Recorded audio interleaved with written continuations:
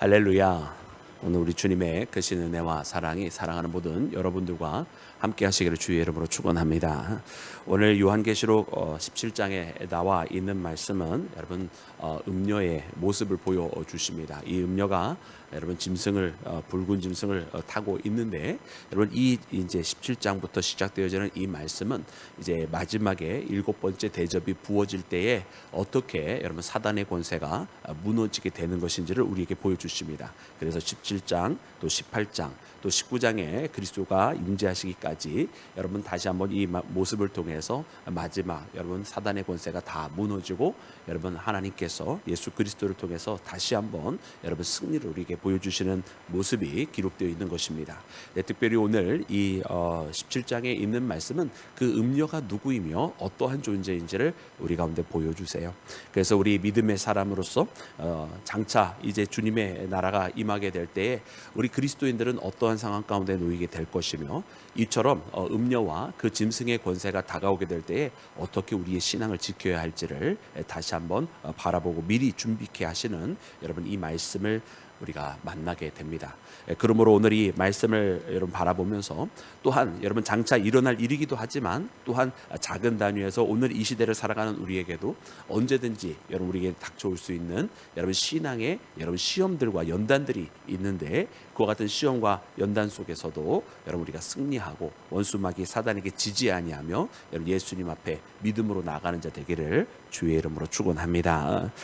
여러분 그러면 이 음녀의 모습을 어떻게 기록해 주고 계시는지 다시 한번 우리 읽어보기를 원합니다. 우리 다시 읽을 때 본문 말씀 1절부터 우리 2절까지 말씀 우리 함께 읽겠습니다. 시작.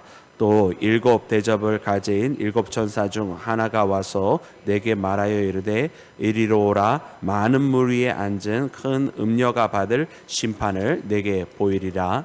땅의 임금들도 그와 더불어 음행하였고 땅에 있는 자들도 그 음행의 포도주에 취하였다 하고. 아멘. 아멘. 자, 이제 이 음녀의 큰 음녀의 모습을 보여주시면서 이 음녀가 심판을 받을 것이라 말씀을 해 주셨습니다. 그런데 이 음녀의 모습 중에 첫 번째, 여러분 1절 말씀에 보니까 많은 물 위에 앉은 음녀라라고 표현을 해주고 계세요. 그래서 이것이 여러분 물 위에 앉아 있다라고 하는 이 표현은 우리가 이 물리적으로는 상상이 안 되잖아요, 그죠? 근데 이 물 위에 계시다라고 하는 표현이 쓰여진 존재가 있습니다. 여러분 그분은 누구시냐면 바로 하나님이세요. 그래서 이 물 위에 앉은 여인이라고 하는 이 표현은 무엇이냐면 결국 하나님과 같은 권세를 가진 자라는 뜻이고, 또다시 우리가 정확하게 이 말씀을 그 의미를 표현을 하자면 하나님의 권세를 흉내내려고 하는 자, 혹은 하나님의 권세를 가로채려고 하는 자라고 하는 의미로 우리가 이 말씀을 읽게 됩니다. 우리가 소위 이제 그 짐승에 대해서 표현을 할 때에도 이제 적 그리스도다 이렇게 표현을 할 때, 여러분 이 적이라고 하는 이 안티라고 하는 말이 있잖아요. 우리가 뭐 어떤 영어 표현에서도 프리픽스 중에 안티를 붙이면 그 뒤에 나오는 것에 이제 반대되는 세력을 의미합니다. 그래서 안티 크라이스트 그러면 그리스도에 반대되는 자. 그래서 이제 적 그리스도 이렇게 해석이 되는 것이거든요. 근데 그 안티라고 하는 그 어원의 원래적인 의미가 있는데, 이것은 대립한다라고 하는 의미도 있지만, 원래 이렇게 하나의 이 막대기가 있으면 한쪽에서 이쪽을 잡으면 반대쪽에서 잡는 것을 의미해요. 그래서 여러분 이 서로 맞잡고 가는 모습 속에서 이 안티라고 하는 것이 나왔고, 그래서 이 둘이 같이 가면 좋은데 한쪽에서 이렇게 당기는데 반대쪽 끝에서 다른 쪽으로 가져가서 이것을 막는 것, 그래서 대립한다라는 의미가 바로 그 안티 가운데 담겨져 있습니다. 그런데 아까도 이야기한 것처럼 이 안티는 반드시 대립하는 것만 의미하는 것이 아니라 거기에서 파생된 또 다른 의미가 가로채다, 빼앗아가다, 대신 취하다, 이런 의미예요. 여러분 그러고 보니까 여러분 사단은 어떤 존재이냐면, 한편으로는 우리가 이 사단이라고 하는 것은 항상 하나님께 대적을 하고 또 하나님의 백성들인 그리스도인들과 성도들을 대적하고 핍박하는 존재인 것을 우리가 말씀을 통해서 발견하면서도, 근본적으로 이 사단이 원래 하려고 했었던 것이 무엇입니까? 이사야서 14장 말씀을 통해서 보니까 하나님의 그 높은 자리를 자기가 차지하고 싶고 하나님께서 받고 계시는 그 영광을 자신이 가로채고 싶어하는 존재가 바로 사단이었던 것을 여러분 우리가 말씀을 통해 발견하잖아요. 그래서 우리가 요한계시록에 보면 사단은 끊임없이 하나님 흉내를 내는데, 그래서 하나님의 삼위일체를 자기도 흉내를 내서 자기 붉은 용하고 또 두 짐승들이 나타나서 일하는 모습이라든지, 오늘 이 음녀가 많은 물 위에 있다라고 하면서 하나님께서 물 위에 계시도다라고 하는 그 영광을 돌리는 그 모습을 그대로 자기도 흉내내면서 그 영광을 자기도 받고 싶어하는 이런 모습을 우리가 보게 됩니다.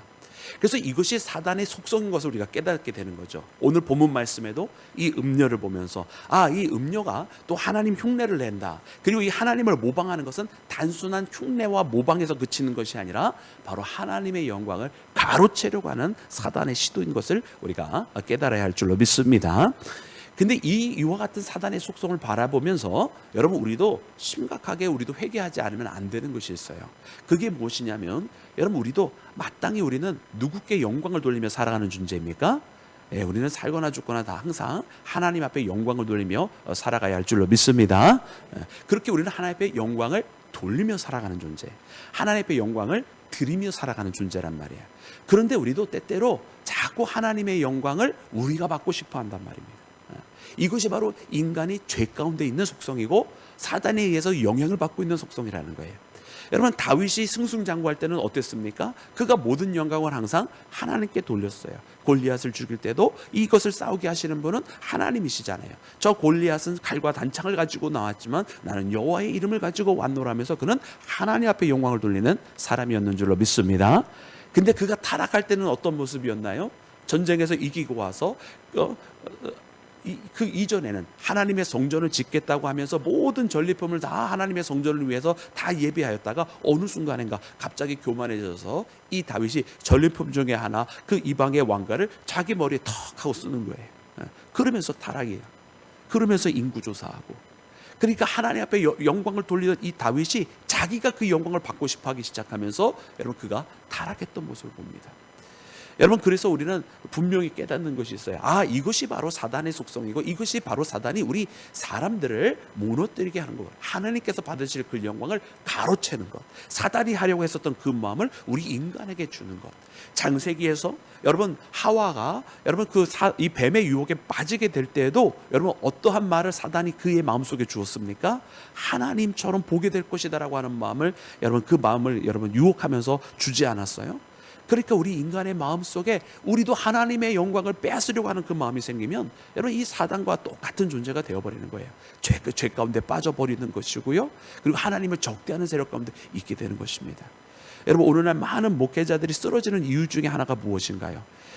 그들이 다 예수님을 소개하고 예수님 앞에 그 백성들과 그 양떼들을 인도해야 되는데, 그것이 아니라 자기가 그 영광을 받고 싶고 자기가 영웅이 되고 싶어 할 때 여러분, 그 목회자가 타락하는 모습을 우리는 바라보지 않습니까?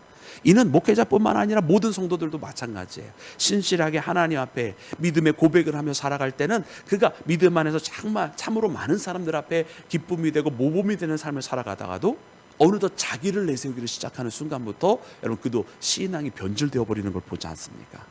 그래서 우리는 이 말씀을 보면서 여러분, 우리는 큰 음녀가 다시 한번 그 물 위에 앉아 있더라라고 하는 이 모습, 장차 우리에게 이 땅의 인류 가운데 이루어진 이 모습을 보면서도 동시에 이 모습이 무엇이냐, 하나님을 흉내내는 모습이며 하나님의 영광을 가로채려는 모습인 것을 깨닫고, 여러분, 오늘 이 시대를 살아가는 우리가 지금부터 여러분, 모든 영광은 하나님께만 돌려야 한다는 것을 깨달으면서 나아가는 우리 모두가 되기를 주의 이름으로 축원합니다.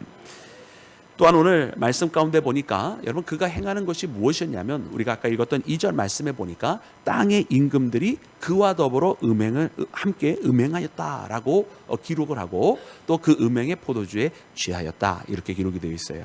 여러분, 요한계시록에서는 이 포도주가 계속해서 포도주의 틀, 포도주의 잔을 마시더라 했던 이 모든 것들이 여러분, 심판 받을 수밖에 없는 상황, 또 그 포도주에 취하여서 깨어있지 못한 상황, 여러분, 그것들을 상징하고 있는 것을 우리가 계속 발견하게 됩니다.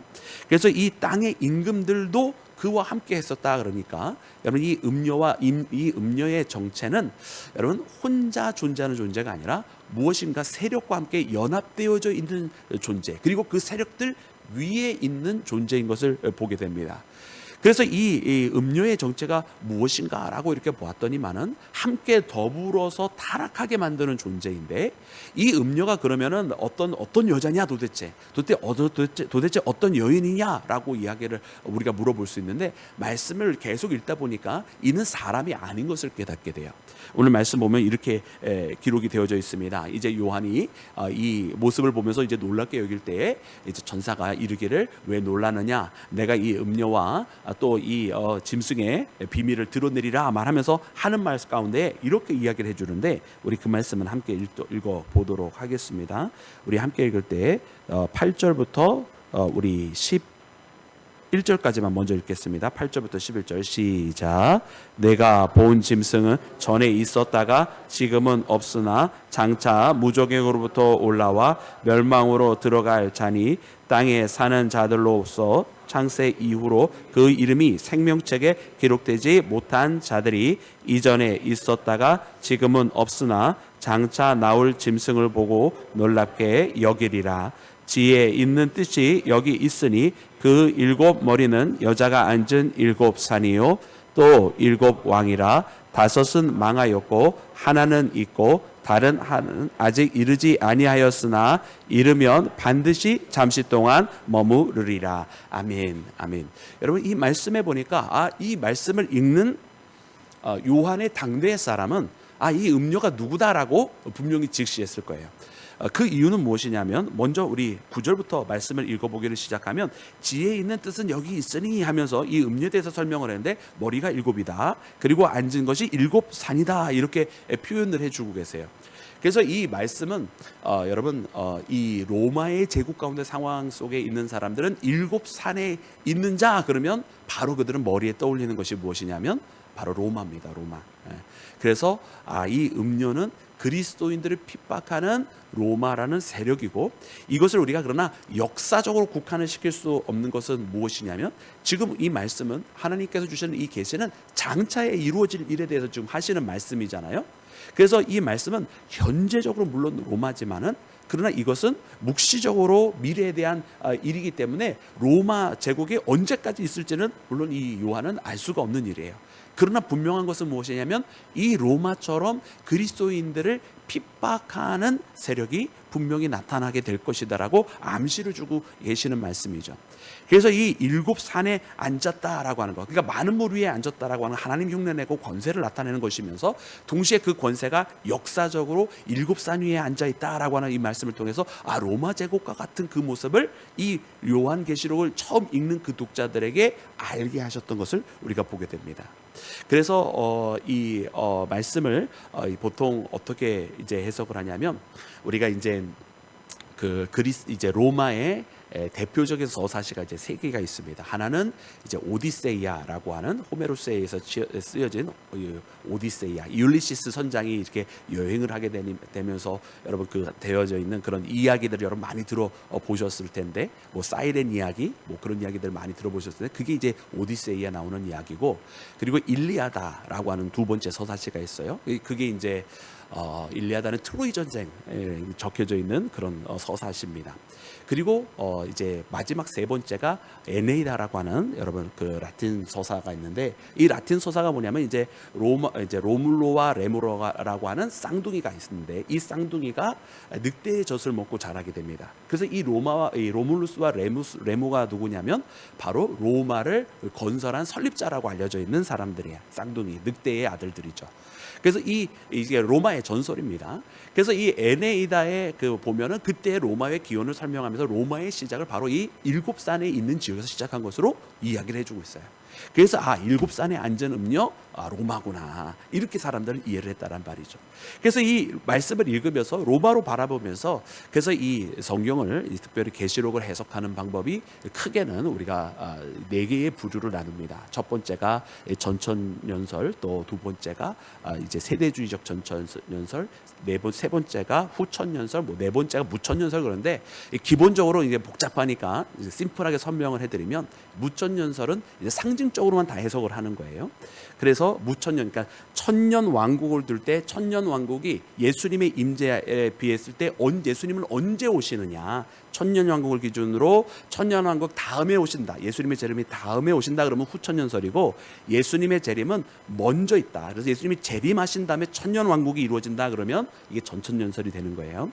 그리고서는 후천년설은 예수님께서 이제 다음에 오신다고 그랬으니까, 그러면 천년 왕국이 예수님 전이니까 먼저 예수님을 맞이할 만한 나라와 온 세상이 믿음의 세계가 되어져야 예수님 재림하시는 거죠. 그래서 이 후천년설 같은 경우는 굉장히 이 세상을 긍정적으로 바라보았었던 시대가 있습니다. 특별히 1800년대가 이제 계몽주의 이후로 굉장히 사람들이 긍정적으로 인류를 생각했었던 시대가 있었어요. 그때는 온 인류가 다 믿음의 세대가 되고, 그리고 이 세계가 다 믿음의 세대가 다 되면 그 다음에 예수님이 오실 것이라고 이렇게 생각을 했었죠. 그런데 오늘 이 시대에 바라보면 이제 후천년설은 점점 약해져 가고 있어요. 왜냐하면 우리가 이 세상을 바라보니까 이 세상은 너무나 죄악이 가득한 세상이고, 참 모든 사람들이 다 믿음으로 하나님을 다 섬기려고 하기에는 참으로 우리는 죄와 너무나 가까운 존재들이구나라고 하는 그런 여러분 시대적인 방향들을 우리가 보기 때문이죠. 그래서 요즘은 무천년설 아니면 상당수가 전천년설을 따르는데, 무천년설도 상징적으로 바라보는 데서는 의미가 있지만, 그러나 큰 힘을 받지 못하는 것은 성경에 나와 있는 역사성들이 다 전부 무시가 되고 있기 때문에, 아니 성경은 물론 상징적으로도 해석을 해야 되지만 역사성도 있는 것이거든요. 그래서 이 역사성을 놓고선 전천년설이 이제 두 개로 나눠집니다. 그래서 상징적인 의미와 또 역사적인 의미를 같이 봐야 한다라고 하는 것과, 세대주의적 해설은 거의 99% 역사적인 거로 다 해석을 해서 문자적인 거 하나하나까지 이제 다 따르게 돼요. 그래서 오늘 이 말씀 가운데 보면 이 음료를 바라보면서 역사적인 부분을 해석을 할 때는 어떻게 해석하냐면, 그 다음에 이제 우리가 아까 읽었던 이 10절 말씀에 7왕이 있다 그랬어요. 7머리가 이제 7왕인 거예요, 그죠? 그래서 이 7왕은 세대적으로 큰 제국들을 역사적으로 해석합니다. 그래서 예를 들면 아시리아, 그 다음에 바벨로니아, 그 다음에 페르시아 바사, 그 다음에 여러분 그리스 헬라, 그리고 5번째가 로마 제국이에요. 우리가 성경에 나와 있는 이 제국들을 보면 우리가 아수르 제국, 그죠? 바벨론 제국, 그리고 바사 제국. 그래서 여러분 바벨론 때, 아수르 때 북이스라엘이 무너지고, 바벨론 때 남유다가 무너지고, 그리고 바사 때 다시 포로가 귀환합니다. 그리고 헬라 제국 때는 암흑기예요. 신구약 중간 시대에 해당이 되고요. 그리고 예수님 당시가 이제 로마 제국이 되는 거예요. 그래서 이렇게 아수르, 바벨론, 바사, 그리고 로마 네 번째네요. 그래서 이 로마 이렇게 해가지고서는 네 번째. 그리고서는 이 로마가 이제 동서로 나누어지게 됩니다. 그래서 5번째. 그래서 지금 있지만은 무너지게 될 것이라고 이야기를 하고 있는 것이고, 우리가 이 짐승에 보면은 7번째가 머리가 7개잖아요, 그죠? 머리가 7개인데 이 7번째 제국이 가장 융성했던 제국이 어디냐, 이제 이렇게 해석을 했었어요. 이 역사주의 세대주의적인 해석은. 그래서 그 7번째 머리가 우리가 13장 말씀을 통해서 보는 것처럼 많은 사람들이 그를 보고 놀라게, 오늘 말씀에도 8절 말씀에 나와 있는데, 많은 사람들이 이 짐승을 따라가게 되는 이유가 뭐냐면, 이 짐승이 머리가 하나가 상하였다가, 그죠? 그래서 죽을 뻔하였다가 다시 살아난다라고 하는 이 말씀이 나와요. 그래서 오늘 이 말씀에도 보면은 이제 7번째가 다시 한동안 잠시 없었다가 분명히 다시 이르게 될 것이라고 하는 말씀이 나와 있고, 또 8번째라고 하는 표현도 나와요. 그래서 마지막 적그리스도의 이 세력은 분명히 죽을 것처럼 잘 되어 가다가 융성하다가 7번째 머리니까, 그러나 죽을 것 같은 그런 상황 속에 몰렸다가 다시 되살아나는 그런 어떠한 그리스도인들을 핍박하는 세력이 나온다고 한다면, 바로 그 세력이 오늘 말씀에 나오는 이 짐승과 또 음료로 대표되는 그 세력이 아니겠느냐, 이렇게 해석을 했었어요. 그래서 결론은 무엇이냐면, 어떠한 세력이 될지는 그건 오직 하나님만이 아십니다. 하나님만이 아시는 것이고, 분명한 것은, 그래서 우리에는 이건 이 나라야 저 나라야 이렇게 찍을 것이 아니라, 다만 이 말씀 속에서 우리에게 가르쳐 주시는 것처럼 언젠가는 그리스도인들이 핍박하는 그런 세력이 나타나고, 이 세력들이 그 대표가 되는 그 세력 혼자만이 아니라 주변에 있는 열왕, 즉 다시 말하면 세상이 다 그리스도인들을 박해하는 시대가 찾아온다라는 것입니다. 그래서 세상이 그리스도인들을 박해하는 그때가 되면 그것이 바로 음료인 줄 알라는 것이에요. 그래서 그 음료는 세상 그리스도인들을 박해하는 그런 세상이 변해지고 많은 세력들이 연합하고 또 대표가 되는 음료와 그들이 합동으로 여러분 그리스도를 핍박하는 그 세대가 될 때 그들이 추구하는 것은 무엇이냐? 4절 말씀 보니까 그들은 3절과 4절 말씀 보니까 뭐라고 되어 있냐면 그들은 하나님을 모독하는 그런 이름을 가지고 있는 것이고, 그리고 또 그들은 붉은 빛 붉은 옷을 입고 또 금과 보석과 진주를 꾸미고 손에 금잔을 가지고 있다라고 기록이 되어 있는 것처럼 그들은 결국은 부 때문에 결국은 하나님을 모독하고 그리고 타락의 길로 걸어가는 그런 세력들이다. 그러니까 이 세력은 여러분 뭐 이것은 어떻게 보면은 그렇게 멀지 않다 이런 생각이 들어요. 왜냐하면 세상이 어떤 옳은 것을 가지고 살아가는 세대가 아니라 세상이 점점 이제 어떻게 보면 진실이라고 하는 것에 붙들리고 옳은 것을 추구하면서 살아가는 세상이 아니라 점점 잘 먹고 잘 살기 위해서 살아가는 세상이 되어버려요. 잘 먹고 잘 살게만 해주면 틀린 거라도 상관없어. 나는 먹고 살기만 하면 그만이야 이른단 말이에요. 그러니까 우리의 이 세상이 점점 죄 가운데 가까이 가고 있고 점점 심판받을 수밖에 없는 그런 세대가 되어가고 있고 점점 마지막 세대에 가까워지고 있구나라는 생각이 듭니다. 그러니까 우리는 날마다 언제인지는 모르지만 주님의 때가 가까워오고 있는 세대 속에 살아가고 있어요. 이와 같은 세대 속에 우리에게 말씀을 해주십니다. 너는 이와 같은 때에 믿음의 순별을 지키라고 말입니다. 여러분 오늘 이 말씀 보면 이 8절과 14절 말씀이 완전히 대비가 되는 말씀인데요. 여러분 14절 말씀에 보면은 분명히 이제 어린 양과 더불어 이 음녀와 연합했던 여러분 이 왕들이 도전을 합니다. 하나님의 세력에 도전을 합니다. 참 그러고 보니까 여러분 열뿔이라고 되어 있었잖아요. 이게 열뿔이 열왕인데 왜 역사적으로 해석하는 것이 위험하냐면 한동안은 이 열왕을 어떻게 해석했냐면 세대주의자들을 얘기하는 겁니다. 세대주의자들은 이 열왕을 저 유럽연합이다 이랬어요. 왜냐하면 그 유럽연합이 생길 때에 열나라였거든요. 근데 그래서 이제 굉장히 한동안은 그것이 유행했어요. 열왕은 저 유럽연합이고 그 유럽연합이 적그리스도의 세력이고 막 그랬는데 지금은 유럽연합이 열나라가 넘습니다. 그러니까 더 이상 열왕이라고 해석하던 말이 쏙 들어가 버렸어요. 그러니까 이 세대주의적으로 해석하는 것은 역사적으로도 바라봐야 되는 것은 의미가 있지만 그러나 막 너무 역사적으로 마치 점치듯이 바치는 것은 여러분 또 옳지가 않습니다. 그래서 우리가 성경이 우리에게 상징적으로 말씀해 주시는 것과 또 그 역사성에서 보여주시는 그 본질 있잖아요. 그 의미, 그 어떤 세대 이런 것을 보일 때 그것을 우리가 잘 붙잡아야 돼요. 그래서 여러분 이 음료와 음료가 탄 짐승은 분명히 우리에게 보여주시는 것은 무엇이냐면 성도들을 핍박하는 세대, 그리고 한 세력이 아니라 여러 세력이 연합한 세대. 그러므로 우리에게 있어서는 이 세상이 전부 다 변하여서 반기독교적인 세상이 되어져 버릴 그때 이 음료처럼 하나님을 모독하고 하나님을 믿는 자들을 핍박하는 세대가 된 것이 바로 음료의 세대다라고 하는 것을 우리가 발견해야 됩니다. 자, 우리 14절 말씀에 보니까 그래서 어린 양을 공격하는데요. 이때 이렇게 기록해 주고 계세요. 우리 14절 말씀 함께 읽겠습니다. 시작. 그들이 어린 양과 더불어 싸우려니와 어린 양은 만주의 주시오 만왕의 왕이심으로 그들을 이기실 터시요 또 그와 함께 곧 부르심을 받고 택하심을 받은 신실한 자들도 이기리로다. 아멘. 할렐루야. 어린 양은 누구십니까? 예수님이십니다. 예수님께서 만주해 주시고 만왕의 왕이심으로 그들을 어떻게 하신다고요? 이기실 터요. 예수님이 반드시 이기시고 승리하십니다. 그리고 또한 예수님뿐만이 아니에요. 예수님과 함께한 곧 부름을 받고 택함을 받은 모든 진실한 자 누굽니까? 우리 성도들인 줄로 믿습니다. 모든 성도들도 어떻게 하신다고요? 어떻게 된다고요? 이긴다. 이것은 여러분 12장에 나와 있는 말씀 그대로예요. 그래서 12장이 붉은 용이 여인을 핍박을 하는데 그 여인과 여인의 후손들을 죽이려고 하지만 여러분 거기에 나와 있는 말씀처럼 모든 형제들이 그 붉은 용을 이겼다라고 기록이 되어 있어요. 그러니까 우리는 사단의 이 권세를 여러분 지금도 이기는 것이고 이 향후에도 이기는 것이고 언제나 예수 그리스도로 말미암아 이긴다라고 하는 사실을 깨닫는 나와 여러분이 되어야 할 줄로 믿습니다. 여러분 이 말씀이 바로 우리가 아까 읽었던 8절의 말씀과 대비가 되는데 이 8절의 말씀에 보면은요 두 가지 나와 있어요. 먼저 아까 우리가 읽었던 14장에는 어린 양과 택하심을 받은 성도의 모습이 나와서 어린 양 예수님이 이기시고 또 그 다음에 택함을 받은 성도도 이긴다라고 되어 있는데 8절 말씀에 보면 먼저 그 짐승의 모습을 보면 어떻게 이루게 되어 있습니까? 이전에도 있고 지금은 없지만 잠시 나오면 반드시 한때를 이기게 될 것이라고 이야기해 주세요. 근데 어린 양은 어떻습니까? 어린 양이신 예수님은 전에도 계시고 지금도 계시고 장차 오실 분이십니다. 예, 아멘이시죠?